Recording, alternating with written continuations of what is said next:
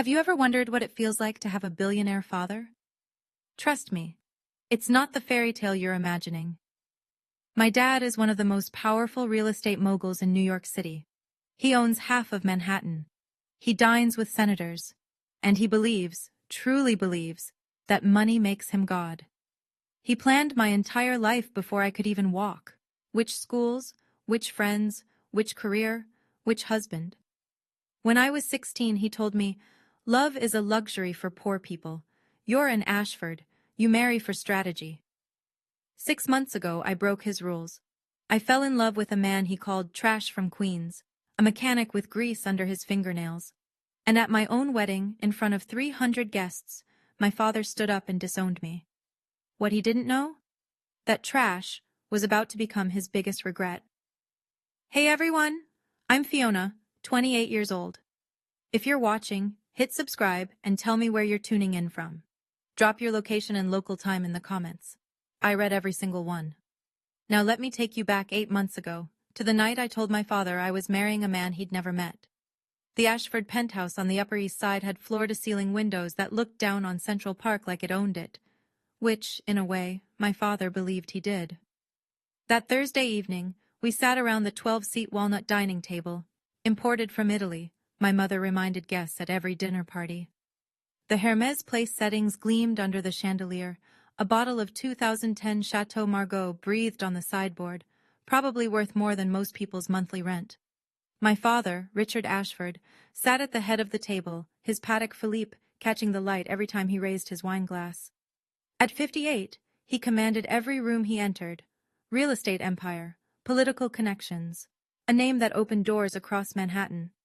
"I've arranged a meeting for you this Saturday," he said, not looking up from his filet mignon. "Harrison Wells III. His father and I are finalizing the merger. It would be beneficial for you two to get acquainted." I set down my fork. "I can't make Saturday." Now he looked up. "I have someone I want you to meet," I continued, my heart hammering against my ribs. "Someone I've been seeing for 6 months. His name is James, and I—" "Who?" My father's voice cut through the room like a blade. "What family? Wells? Montgomery? Don't tell me it's one of the Hartley boys." "You don't know him." The silence that followed was suffocating.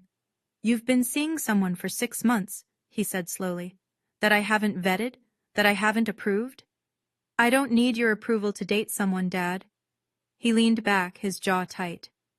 "In this family, Fiona, love is a luxury. Marriage is strategy.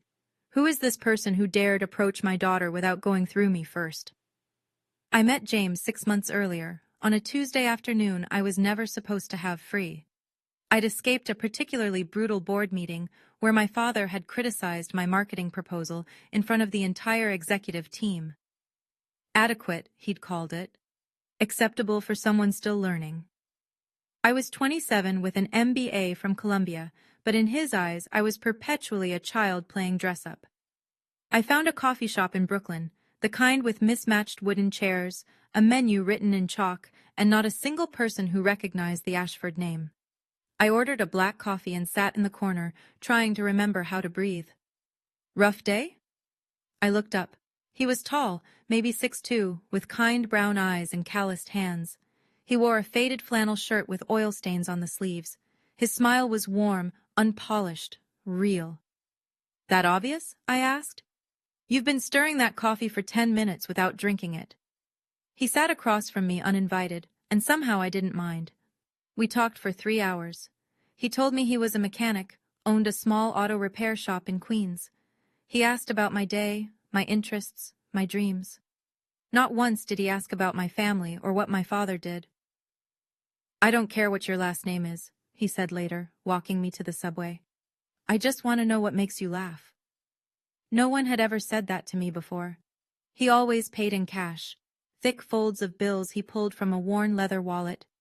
He refused to go anywhere too fancy, preferring diners and hole-in-the-wall restaurants where the food was good and pretense was absent. I thought he was being careful with money. I had no idea what he was really hiding. My father didn't wait long. 3 days after I mentioned James's name, I was summoned to his office at Ashford Properties headquarters. The corner suite on the 42nd floor, with its $15 million Basquiat on the wall and its view of the entire financial district, was designed to intimidate. It worked on most people. A manila folder sat on his desk. James Carter, my father read aloud, flipping through pages. Age 32. Owns a one-bedroom apartment in Queens, assessed value under $400,000. Operates a small automotive repair shop, Carter's Custom Garage, with estimated annual revenue under $200,000. No significant assets, no family connections of note, no investments beyond a basic retirement account. He closed the folder and looked at me with something between pity and disgust. This is who you've chosen? A grease monkey from Queens? He's a good man. Good men don't build empires, Fiona. Good men get swallowed by them. He stood, walking to the window. I had the best private investigator in the city dig into this. James Carter. Do you know what he found? Nothing. No debts, no scandals, no skeletons.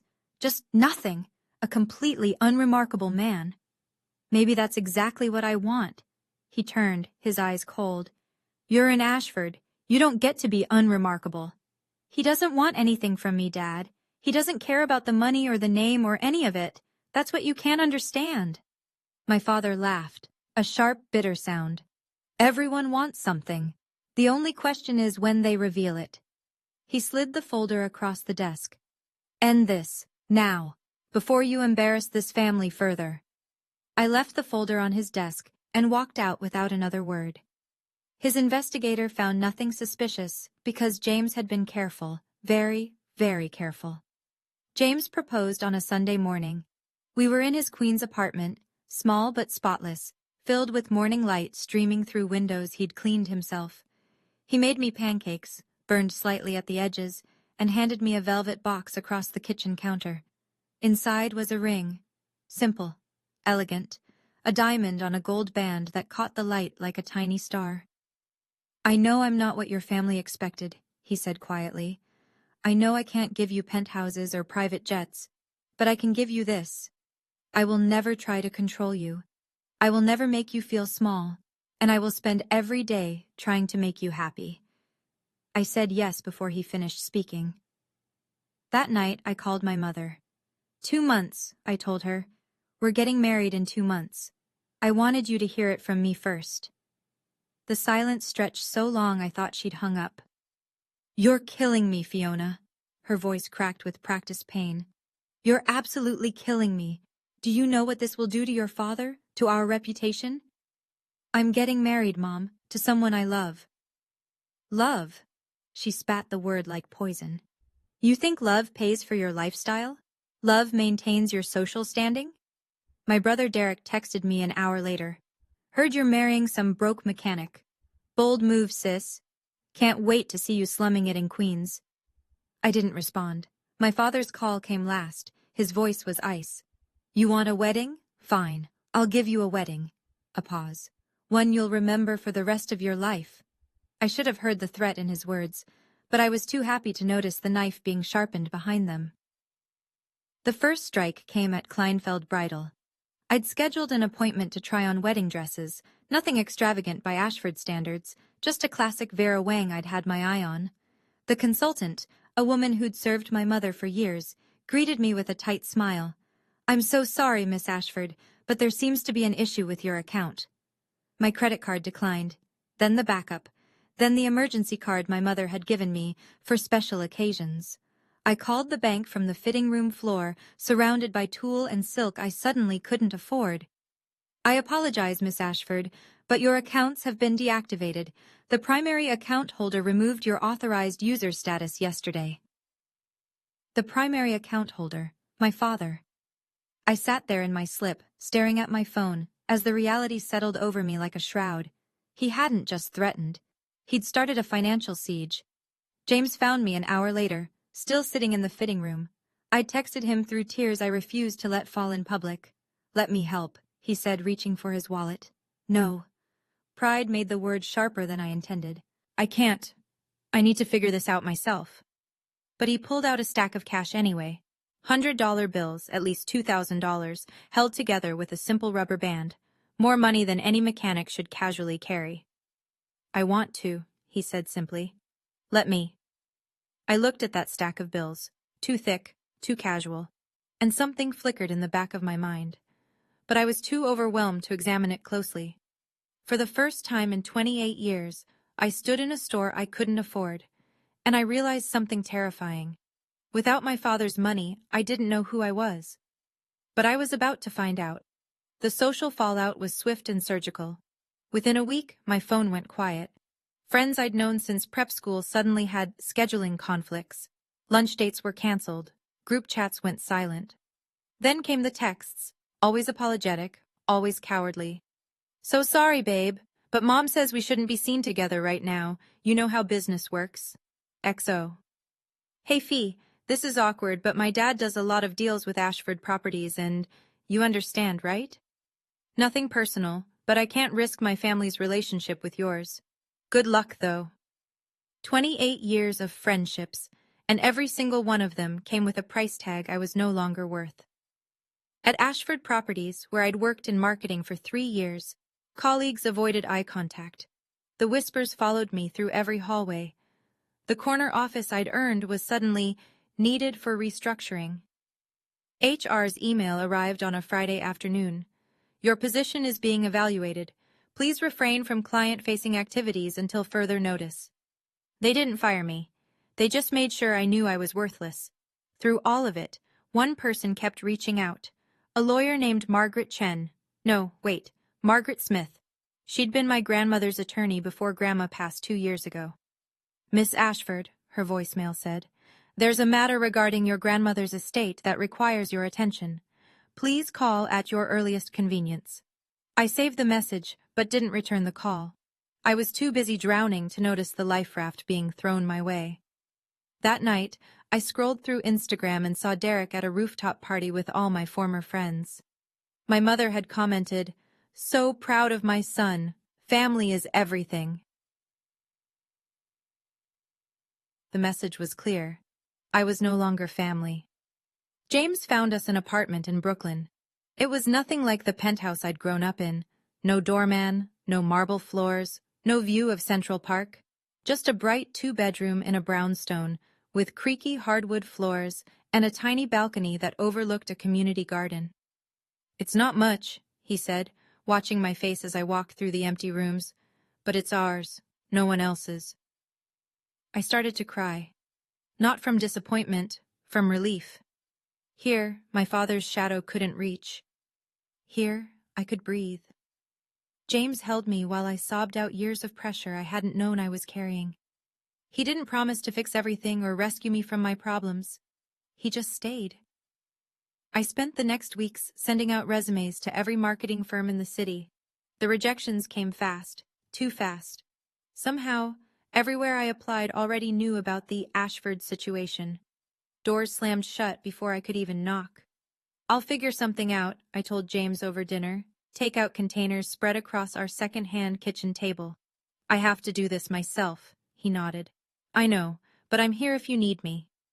That night, I woke at 2 a.m. to find his side of the bed empty. Through the cracked bedroom door, I saw him in the living room, phone pressed to his ear, speaking in hushed, urgent tones. The quarterly projections need adjustment before the board meeting. No, don't push it to Williams. I'll handle the technical review myself. I must have made a sound because he turned, saw me, and quickly said, I'll call you back. Work stuff, he said with a small smile. Go back to sleep.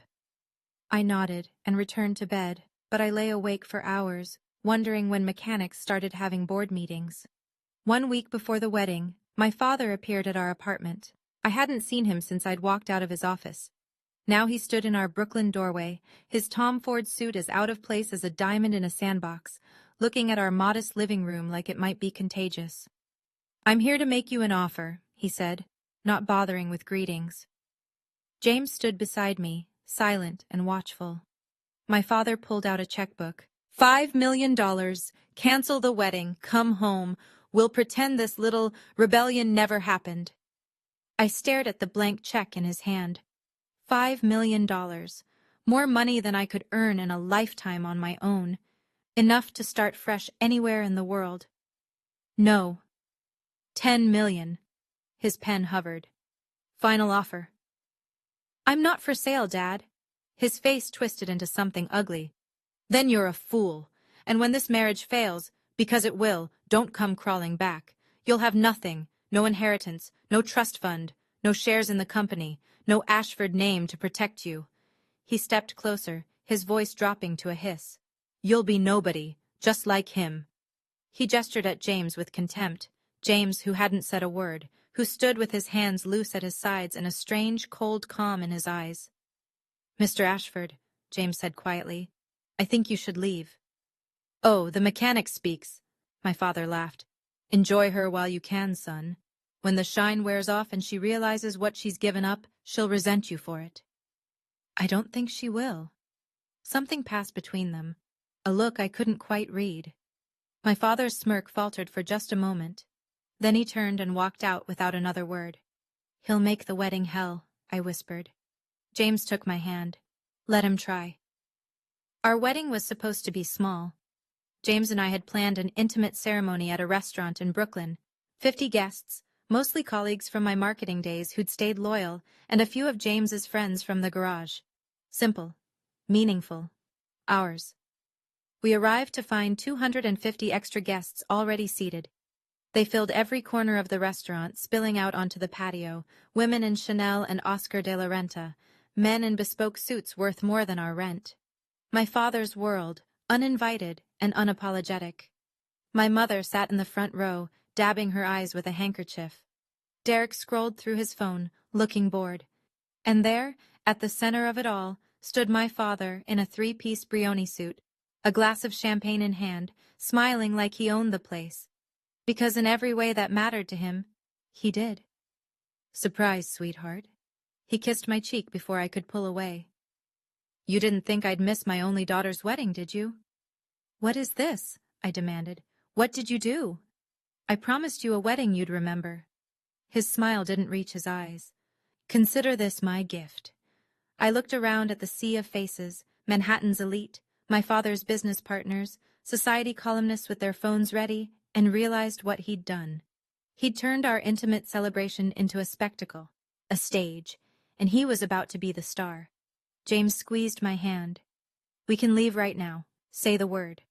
I looked at the guests, at my father's triumphant smile, at the altar we'd chosen together. No. I straightened my shoulders. We're getting married today. Whatever he's planning, we'll face it together. I had no idea how bad it was about to get. My father waited until the ceremony was complete. We'd exchanged vows, James's words simple and sincere, mine thick with emotion. The officiant pronounced us married. For one perfect moment, surrounded by the chaos my father had created, I was happy. Then came the clinking of glass. Richard Ashford rose from his seat, Dom Perignon in hand, and the room fell silent. 300 guests turned to watch him like spectators at an execution. A toast, he announced, his voice carrying across the restaurant. To my daughter and her husband. The pause before husband dripped with contempt.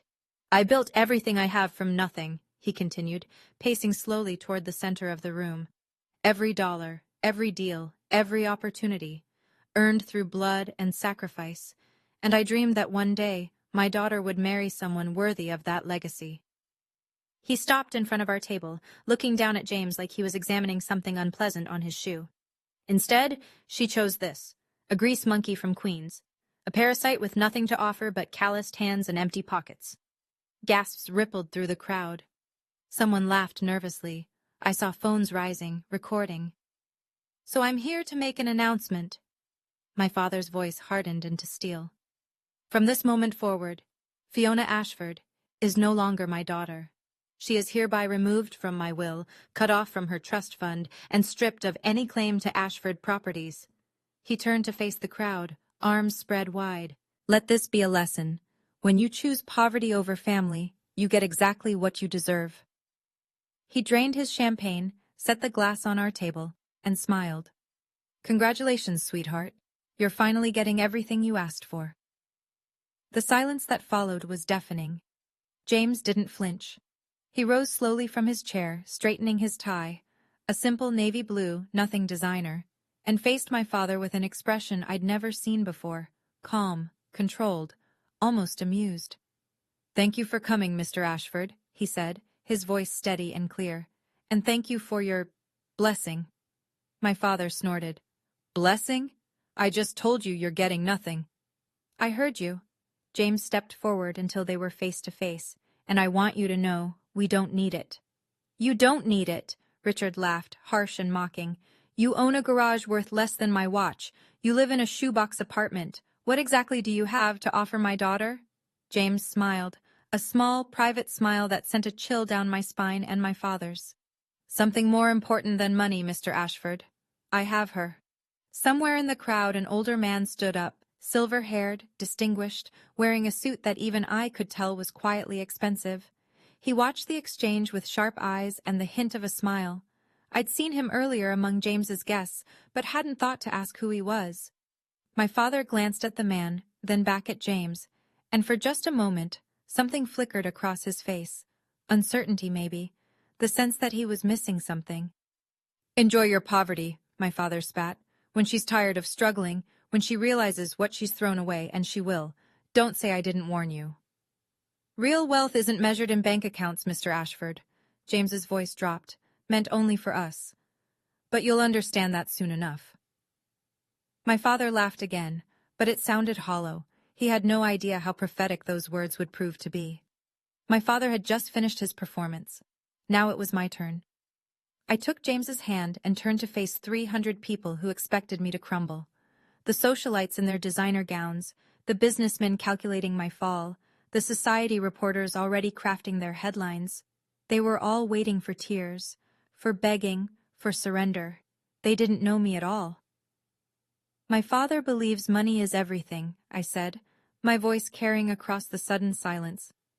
"He believes love is a transaction, family is a business arrangement, and people are either useful or worthless."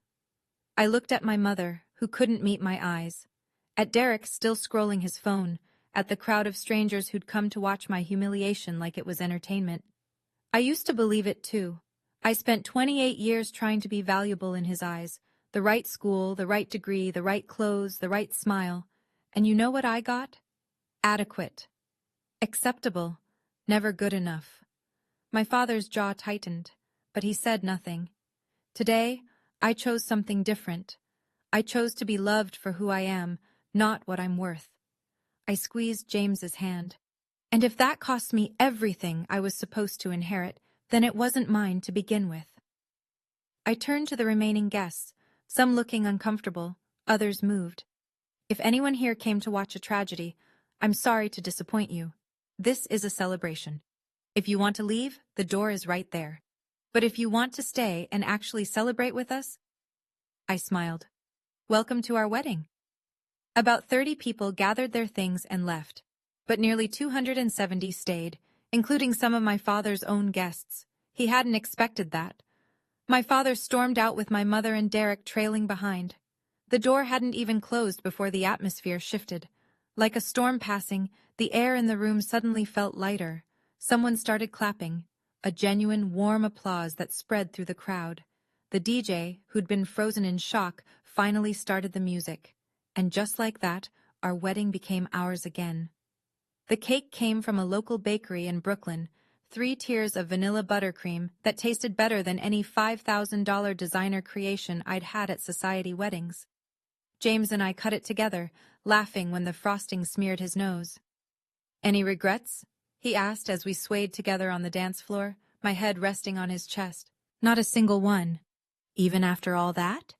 I pulled back to look at him, this man who'd stood beside me while my father tried to tear us apart, who'd never raised his voice or lost his composure.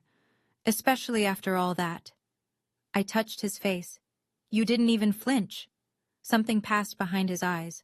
A shadow, a secret. "I've faced worse than your father." "What does that mean?" He kissed my forehead instead of answering. "Someday, I'll tell you everything. I promise." The night ended with dancing and laughter, and a feeling of lightness I hadn't experienced in years. Our guests, the real ones, the ones who stayed, surrounded us with genuine joy. But as James held me close during the last dance, I couldn't shake the feeling that there was something he wasn't telling me. The mysterious older man from earlier had congratulated James with a knowing handshake before leaving. James's late-night phone calls about board meetings. Whoever my husband really was, I had a feeling I was only seeing the surface. The real story was yet to come. Now, before I continue, I want to pause here and talk to you directly. If you've ever felt like your family didn't see your true value, type "same" in the comments. I read every single one, and I want to hear your story. Hit that like button if you think I made the right choice standing up for myself.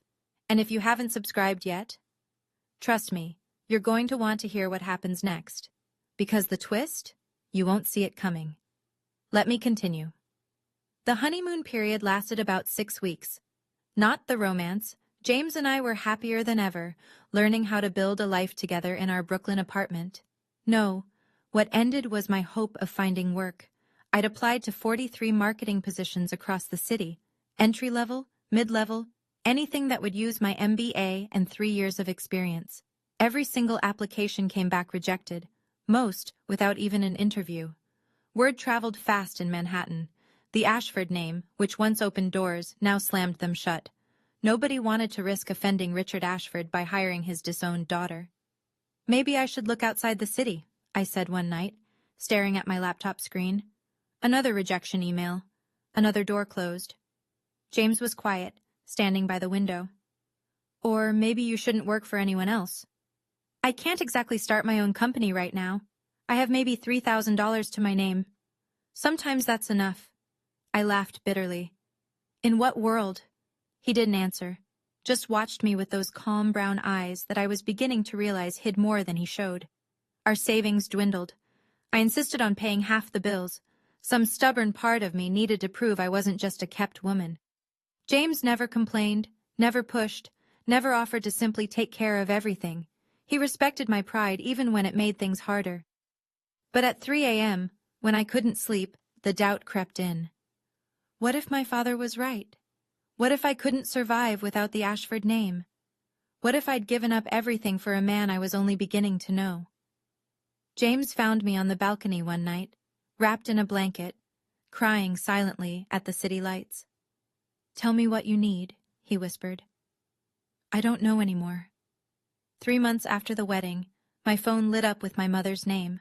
I almost didn't answer, but some desperate part of me still hoped. "Darling."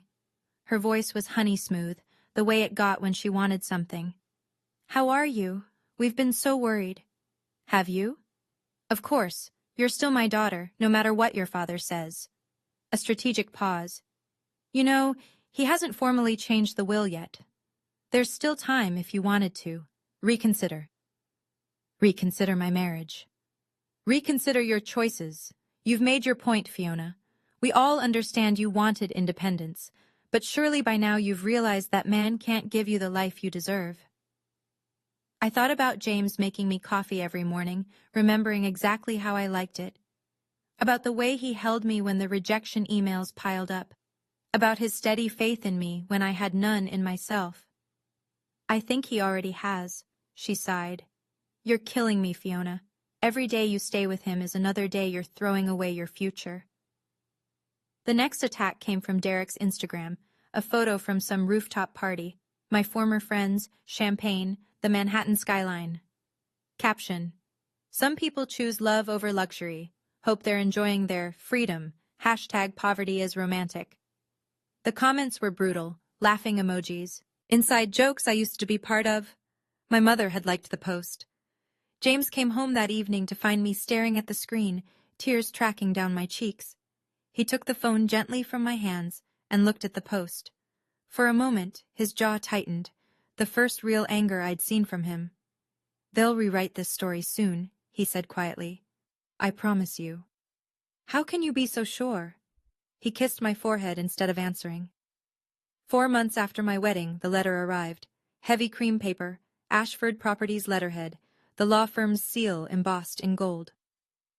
"Dear Ms. Ashford Carter, this letter serves as formal notification that Richard Ashford has executed amendments to his last will and testament. Per these amendments, you have been permanently removed as a beneficiary. Your previous designation to receive 20% of Ashford Properties holdings, estimated current value $200 million, has been reallocated. Additionally, Trust account number 47,891, established in your name, has been dissolved per trustee authority. These changes are final and irrevocable. Regards. $200 million. Gone with a signature. I sat on our tiny balcony as the sun set over Brooklyn, watching the sky turn from gold to purple to black. For 28 years, I'd been promised that money. I'd never wanted it, not really. But knowing it was there had been a safety net I never realized I was standing on. Now the net was gone, and I was in free fall. James found me there hours later, the letter crumpled in my hands, my face swollen from crying. I saw the envelope, he said, sitting beside me. I'm sorry. I don't care about the money. I laughed bitterly. That's the irony. I never cared about the money, but knowing he could just erase me like that, like I never existed. James was quiet for a long moment. I have something to tell you, he said finally. Something I've been waiting for the right time to share. He took my hand. But not yet. In 3 months, there's an event. I need you to trust me until then. What kind of event? The kind that will change everything. He met my eyes. Can you wait that long? I didn't understand, but I trusted him. Yes. The next day I finally returned Margaret Smith's call. Her office was in a brownstone on the Upper West Side, old money quiet, with mahogany bookshelves and leather chairs that had seen decades of confidential conversations. Thank you for coming, Mrs. Carter. She smiled warmly, emphasizing my married name in a way that felt deliberate. Your grandmother would be very proud of you. Hearing Grandma Maggie mentioned made my throat tight. She'd died 2 years ago, the only person in my family who'd ever truly seen me. You said there was something about her estate? Margaret nodded, sliding a folder across her desk. Before she passed, Margaret Thornton established a separate trust, independent of anything controlled by your father. She instructed me to inform you of it only after you married someone of your own choosing, without your father's approval. I stared at her. What? She knew, Fiona. She knew exactly what kind of man her son-in-law was, and she wanted to ensure you had options. Margaret opened the folder. The trust contains $500,000 in diversified assets. It became yours the day you married James Carter. $500,000, my grandmother's final gift. There was a letter inside, written in her familiar, elegant script. My darling Fiona, if you're reading this, it means you finally chose your own path. I am so proud of you. Your grandfather and I built our life on love, not money. We had nothing when we started, and everything when we ended, because we had each other. This money is not a fortune, but it's freedom. Use it to build the life you want. Never let anyone tell you what you're worth. All my love, Grandma Maggie, I cried in that office for 20 minutes. For the first time in months, they were tears of hope. 5 months after my wedding, I launched Thornton Creative, named after my grandmother's maiden name, a deliberate choice to separate myself from the Ashford legacy. I rented a small office in a co-working space in Soho, designed my own logo, and reached out to every small business owner I'd ever met who wasn't connected to my father's world. The first client was a coffee shop in Brooklyn, the same one where I'd met James. They needed help with their social media presence, and I charged them half my normal rate just to build my portfolio. The second client was a vintage bookstore in the Village, then a family-owned restaurant in Queens, then a tech startup in Jersey City. Word spread, not through Manhattan's elite networks, but through the real New York, people who judged work by results, not family names. Within 2 months, I had more clients than I could handle alone. I was building something that was mine. I'm proud of you, James said one evening, watching me work on a campaign from our kitchen table. I couldn't have done it without Grandma's trust fund, or without you believing in me when I didn't believe in myself. He smiled that quiet smile. You would have found a way. That week, I received an email that made me freeze. Subject: Partnership Inquiry. From marketing@nexusi.com. Dear Ms. Thornton, Nexus AI Technologies is interested in discussing a potential marketing partnership with your firm. We are impressed by your work with emerging businesses and believe your approach aligns with our brand values. Please contact us at your earliest convenience. Best regards, Nexus AI Marketing Division. I'd never heard of Nexus AI, but a quick Google search showed they were one of the fastest-growing tech companies in the country. Strange that they'd found my tiny firm. Very strange indeed. I didn't connect the dots immediately. But the business news that month was full of one story. Nexus AI Technologies was looking for real estate partners to build a massive data center on the East Coast. The deal was worth $50 million, and every developer in New York was scrambling for it, including, it turned out, my father. Derek mentioned it on Instagram, of course. A photo of Richard shaking hands with someone at a business conference. Caption: Dad closing in on the biggest deal of the decade. Ashford Properties plus Nexus AI equals fire. I scrolled past it without much thought. But a few days later, James came home with a curious look on his face. Did you see the news about Nexus AI? The data center thing? Yeah, everyone's talking about it. I looked up from my laptop. Why? No reason. But he was smiling, that small private smile I still couldn't decode. Just interesting that your father wants it so badly. Everything's a competition with him. He probably doesn't even need the money. He just wants to win. James sat beside me on the couch. What would you say if I told you he's not going to? Win? How do you know? Because I know who runs Nexus AI. Something cold trickled down my spine. James, he took my hand. There's a gala next month, the Tech Charity Foundation event at the Met. Nexus AI is the main sponsor and... He paused. Their CEO is making a rare public appearance. Okay. I want you to come with me. To a tech gala? James, I don't know anyone in that world. He lifted my hand and kissed it. You know me. The way he said it, like it meant more than I understood, made my heart skip. What aren't you telling me? Everything. And soon, I promise. 2 weeks before the gala, James sat me down. It was Sunday morning. He'd made pancakes again, our weekend tradition now, and the apartment smelled like maple syrup and coffee. But his face was serious in a way I'd rarely seen. I need to tell you something, he said, and I need you to let me finish before you react. My stomach tightened. Okay. The auto shop is real. I do own Carter's Custom Garage, and I do fix cars there when I can. He took a breath. But it's not what I do for a living. It's a hobby, a way to stay grounded. Stay grounded from what? From the other part of my life. He met my eyes. I work in tech, Fiona. I'm not just a mechanic. I'm significantly involved in the industry. I stared at him.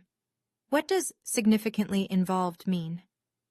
It means I'm not poor, not even close. He ran a hand through his hair. Nervous, I realized. I'd never seen him nervous. I've been hiding the truth because I needed to know that someone could love me for who I am, not for what I have. James, you're scaring me. Just tell me. Not yet. Not completely. I want you to see it for yourself, at the gala. He pulled something from his pocket, a thick envelope with elegant calligraphy. This is your invitation. VIP access, my guest. I took the envelope. Inside was a heavy cream card, gold embossed. The Tech Charity Foundation cordially invites you to our annual gala guest of honor, James Carter. Guest of honor. James. My voice came out as a whisper. Who are you? He took my face in his hands, his eyes more vulnerable than I'd ever seen them. I'm the man who loves you. Everything else is just details. The 2 weeks before the gala felt like living in a dream I couldn't quite wake from. I Googled Nexus AI CEO obsessively. The search results were maddeningly vague. The company was famous for its privacy. No photos of leadership, no public statements. Just a reputation for brilliant innovation and a mysterious founder who avoided the spotlight. Forbes had run a piece 6 months ago. The billionaire nobody's seen inside the world of Nexus AI's phantom founder. No name, no face. Just speculation about a young tech genius who'd built a $4 billion empire while staying completely invisible. I thought about James, his late-night phone calls about board meetings, the technical jargon I'd overheard, the casual stacks of cash, the mysterious older man at our wedding who'd looked at James with something like respect or deference. The pieces were all there. I'd just been too close to see the picture. The night before the gala, James presented me with a dress, a Valentino, black and elegant, probably worth more than our monthly rent. I didn't ask how much it cost. I was beginning to understand that money wasn't a concern for him, had never been. "Are you angry?" he asked quietly. "That I didn't tell you sooner?" I looked at this man, my husband, who I was only now beginning to truly know. "I'm not sure what I am," I admitted. "You lied to me." "I withheld information to protect something important. There's a difference." "Is there?" He nodded. "Tomorrow you'll understand everything, and then you can decide how you feel." He kissed my forehead. "Whatever you decide, I won't blame you." I barely slept that night. In a few hours, I would walk into a world I thought I'd left behind, and discover that my husband wasn't the struggling mechanic my father had mocked. He was something else entirely. The Metropolitan Museum of Art had been transformed. Crystal chandeliers hung from the ceiling of the Great Hall like frozen starbursts. 500 of the most powerful people in technology, finance, and media mingled beneath Renaissance masterpieces, champagne flutes catching the light. The women wore couture, the men wore power like a second skin, and everyone was watching us. I walked in on James's arm, my black Valentino suddenly feeling inadequate against the sea of designer gowns, but James moved through the crowd like he owned it, nodding to people who nodded back with deference I couldn't explain. "James Carter," a silver-haired man said, shaking his hand warmly. "Looking forward to the announcement." "Senator Mitchell," James replied. "Thank you for coming." Senator. James knew senators. We'd barely made it to the bar when I spotted them. My father, my mother, and Derek, standing near the auction displays, working the room with practiced smiles. Richard's eyes swept the crowd constantly, searching for someone. Then they landed on me. His face went through a rapid series of emotions. Confusion, recognition, contempt. He started walking toward us, my mother hurrying to keep up. "Fiona!" He stopped a few feet away, looking at James with a predator's smile. What a surprise. I didn't realize they let the help into these events. James said nothing, just watched him with that unsettling calm. "Don't tell me you crashed the party." Richard laughed, looking around for an audience. "Security should really do a better job of screening for—" "Mr. Ashford," a woman in a headset appeared at his elbow. "The CEO of Nexus AI will be speaking in 15 minutes. You requested a seat at the sponsor table?" Yes. He waved her off, still smirking at James. "I have a very important meeting after his speech." If only he knew. The lights dimmed. A hush fell over the great hall as the massive screens flickered to life. The Nexus AI logo, a sleek silver N intertwined with a circuit pattern, appeared, followed by sweeping footage of their technology, self-driving systems, medical AI, climate modeling. "Ladies and gentlemen," the MC announced, her voice echoing through the hall, "tonight marks a historic moment. For the first time ever, the founder and CEO of Nexus AI Technologies will address the public in person." Murmurs rippled through the crowd. My father leaned forward in his seat, adjusting his tie. I saw him mouth something to my mother, probably strategizing about his approach after the speech. "This company has revolutionized artificial intelligence across every sector. Their innovations have changed how we live, work, and connect. And the mind behind it all has, until now, remained private." James squeezed my hand. "Are you ready?" "For what?" He smiled. Not his small, private smile, but something brighter, something free. "For everything to change." The MC's voice swelled. "Please welcome the CEO and founder of Nexus AI Technologies, valued at $4.7 billion and named by Forbes as one of the most influential people in tech." James let go of my hand. "James Carter!" The room erupted in applause. My father's champagne glass froze halfway to his lips. My mother's mouth fell open, and James, my James, the mechanic from Queens, the man my father had called trash, walked onto that stage like he'd been born there. The screens behind him lit up with his name, his face, his title, James Carter, CEO and founder, Nexus AI Technologies. I looked at my father. His face had gone white. Completely, utterly white. And for the first time in my life, I saw Richard Ashford at a loss for words. James spoke for 20 minutes. He talked about innovation, responsibility, and the future of technology. He was brilliant, articulate, passionate, and magnetic in a way I'd only glimpsed in private moments. The audience hung on every word. I barely heard any of it. I was too busy watching my father. Richard Ashford sat frozen in his seat, staring at the stage like he was watching a ghost. The color had drained from his face and never returned. My mother kept touching his arm, whispering urgently, but he didn't respond. Derek had stopped pretending to be bored and was now openly gaping. When James finished his speech, the standing ovation was thunderous. 500 of the most powerful people in America were on their feet, applauding the man my father had called a grease monkey. James found my eyes in the crowd and smiled. Just for me. The reception afterward was chaos. Everyone wanted to meet the mysterious CEO who'd finally emerged. Investors, politicians, media moguls, they swarmed him like moths to flame. But James had one destination first. He walked directly to where my father still sat, seemingly unable to stand. I followed, my heart pounding. "Mr. Ashford." James's voice was pleasant, professional. "I believe you wanted to discuss a business partnership." My father looked up. His mouth opened and closed several times. "You," his voice came out strangled, "you're the CEO of the company you've been pursuing for 2 years." James pulled out a business card. Simple, elegant, undeniable. "James Carter, Nexus AI. Perhaps you've heard of us." Richard's hands shook as he took the card. Forbes later confirmed what everyone in that room was calculating. James Carter was worth $4.7 billion. My husband was richer than my father by a factor of 2. The mechanic was a billionaire. My father recovered faster than I expected. Within seconds, his shock transformed into a businessman's smile, the same one he used when closing deals, when pretending to like people he'd later destroy. "James." He stood, extending his hand like they were old friends. "I had no idea. This is wonderful news. I always told Fiona she had excellent taste." The lie was so blatant I almost laughed. James didn't take his hand. "You told me I was trash, Mr. Ashford." His voice remained perfectly pleasant. "You called me a parasite, a grease monkey. You said I had nothing to offer your daughter." You have to understand, I didn't know.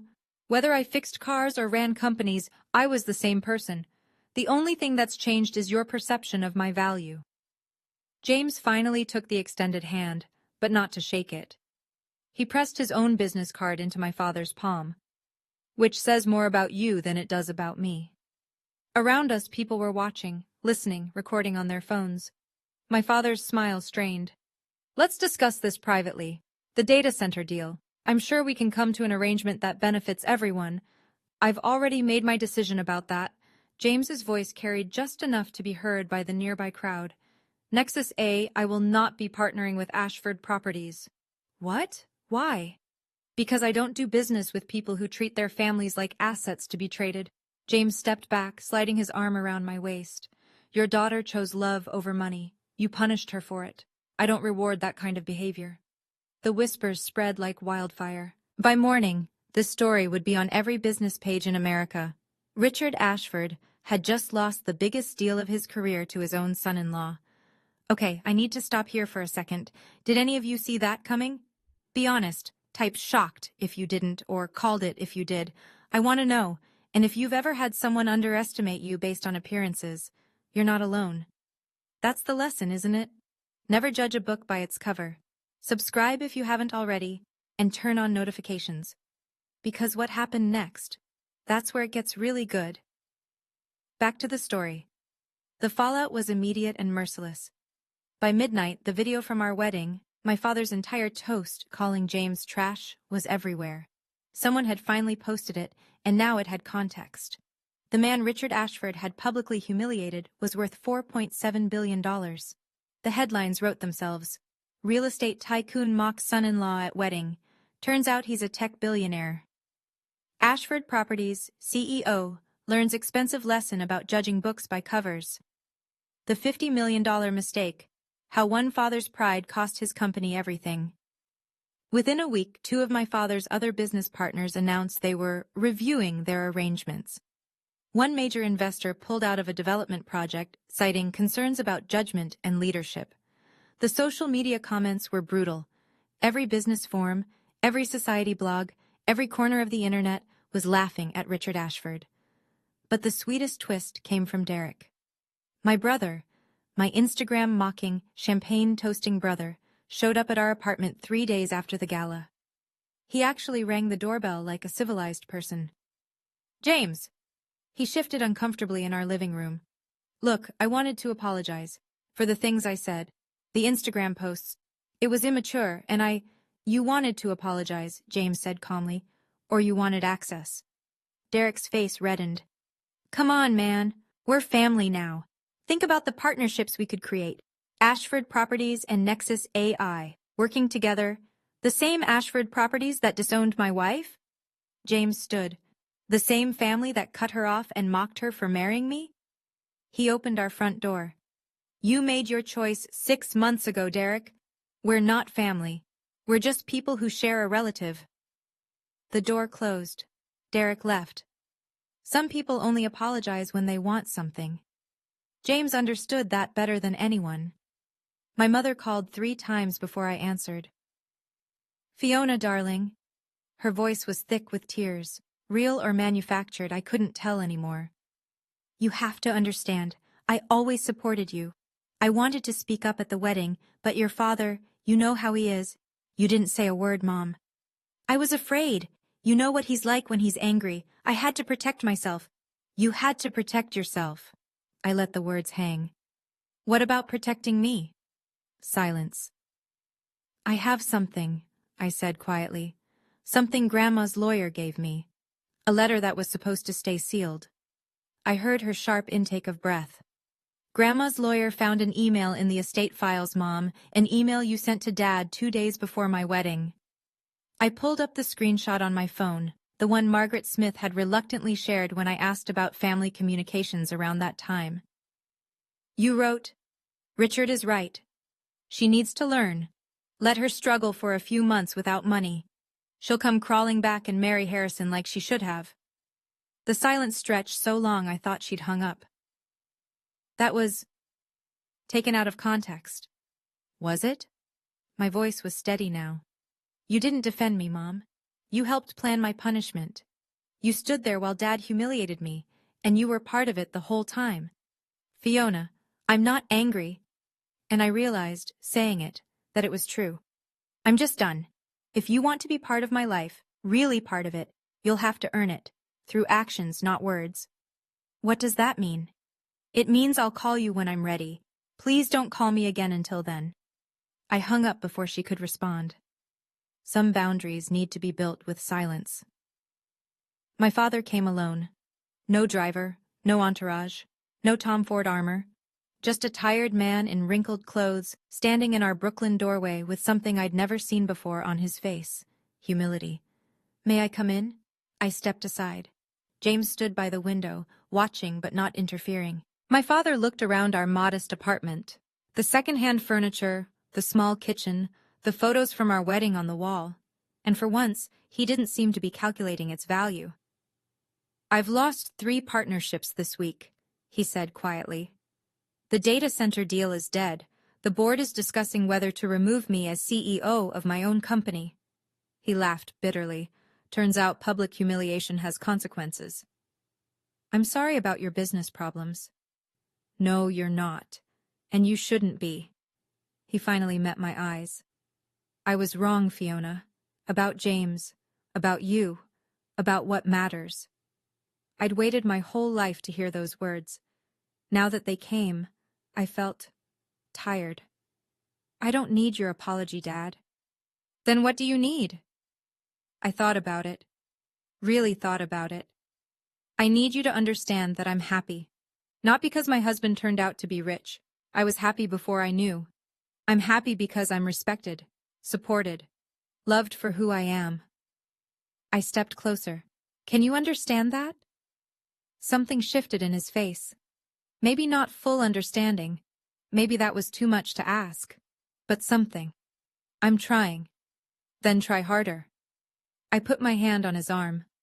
"I'm willing to have you in my life, Dad, But not as someone who controls me, not as someone who judges my worth by my husband's bank account, as my father. Just that. He nodded slowly. I don't know how to do that. Then learn. It wasn't forgiveness, but it was a start. 1 year after our wedding, Thornton Creative had 15 employees. My little marketing firm had grown into something real, not because of James's money or connections, but because of referrals from satisfied clients and a reputation I'd built one project at a time. We'd just signed our biggest contract yet, a year-long campaign for a Fortune 500 company who'd found us through word of mouth. James still went to the garage on weekends. He said it kept him grounded, reminded him of who he was before the billions. Sometimes I joined him, handing him wrenches and learning the names of engine parts. My father was still learning too. Our relationship wasn't healed, might never be fully, but he was trying. He'd started therapy, according to my mother. He'd asked me to coffee twice, and both times he'd asked questions about my life instead of talking about himself. Progress, not perfection. That Christmas, we celebrated at James's mother's house in Connecticut, a cozy colonial with a garden and real laughter echoing off the walls. No designer decorations or catered meals, just family. Any regrets? James asked, pulling me close as snow fell outside the window. I thought about the penthouse I'd lost, the trust fund that vanished, the $200 million I'd never see. Then I thought about building something with my own hands, about being loved for who I was, about my grandmother's words, never let anyone tell you what you're worth. Not a single one. He kissed me, and the snow kept falling, and somewhere in Manhattan, my father was probably still tallying his losses. But I'd stopped counting a long time ago. Real wealth, I'd learned, isn't measured in bank accounts. It's measured in the peace you feel when you finally stop trying to be who everyone else wants you to be. And just become yourself. If you take anything from my story, let it be this. First, don't let anyone define your worth by money, not even family. Especially not family. Second, actions speak louder than words. When people show you who they are, believe them. And when they suddenly change after learning your value, be skeptical. Third, true love doesn't ask you to abandon who you are. It gives you room to grow into who you're meant to be. Thank you for staying until the end. If this story meant something to you, hit that like button and subscribe. Turn on the bell so you never miss another story. Check the description for more stories like this. Some twists are even wilder than mine. And drop a comment. Should I have forgiven my father completely? I read every single one. See you in the next one.